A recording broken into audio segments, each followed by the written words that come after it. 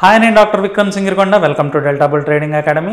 ఈరోజు bank Nifty గ్రూప్లో ఉన్న స్టాక్స్, అంటే బ్యాంక్ నిఫ్టీ అవుట్ పర్ఫామ్ చేయాలి అంటే ఆ బ్యాంక్ నిఫ్టీలో ఉన్నటువంటి స్టాక్స్ ఏవైతే ఉన్నాయో, bank Nifty group of stocks, ఆ స్టాక్స్లో అనాలిసిస్ చేసి ఎక్కడైనా బ్రేక్అవుట్స్ వస్తే ఆ బ్యాంక్ నిఫ్టీ రిలేటెడ్ స్టాక్స్లో పార్టిసిపేట్ చేయడానికి అవకాశం ఉంటుంది. సో అదొకసారి చూద్దాము.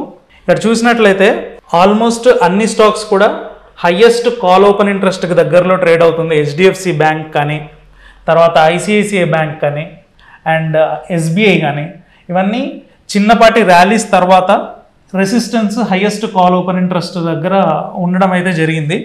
సో దీంట్లో ఏవైనా బ్రేక్అవుట్స్ జరిగి ఓపెన్ ఇంట్రెస్ట్లో మంచి బిల్టప్ ఏమన్నా ఉంటే మనం దాన్ని పార్టిసిపేట్ చేయడానికి అవకాశం ఉంటుంది. మళ్ళీ ఐడిఎఫ్సి ఫస్ట్ లాంటి సినారియోనే ఇక్కడ కూడా చూడండి. బ్యాంక్ బరోడా దగ్గర కంటిన్యూస్గా ప్రైస్ పడిపోయినప్పుడు మనకు ఓపెన్ ఇంట్రెస్ట్ పెరిగింది, సో షార్ట్స్ బిల్డ్ అయ్యాయి.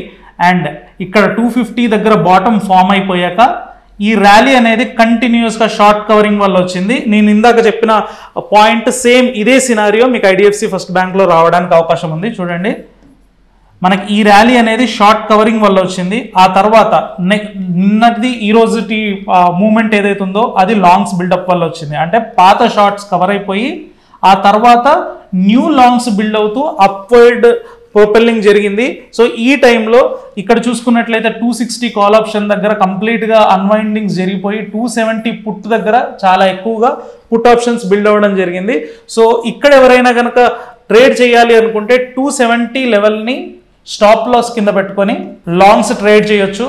లాంగ్స్ ట్రేడ్ చేయడం అంటే నేకెడ్గా ట్రేడ్ చేయకుండా బుల్ పుట్ స్ప్రెడ్స్ కానీ బుల్ కాల్ స్ప్రెడ్స్ కానీ తీసుకున్నట్లయితే సేఫ్ సైడ్లో ఇది కూడా ట్రేడ్ చేయడానికి అవకాశం ఉంది. సో ఇవన్నీ కూడా ఏవి మీకు ట్రేడింగ్ రికమెండేషన్స్ కాదు, కానీ డాటాని చూసి, futures open interest, options open ఇంట్రెస్ట్ని చూసి డైరెక్షనల్ మూవ్ని ఎలా ప్రెడిక్ట్ చేయాలి అనే ఒక అనాలిసిస్ కోసం మాత్రమే చెప్తున్నాము.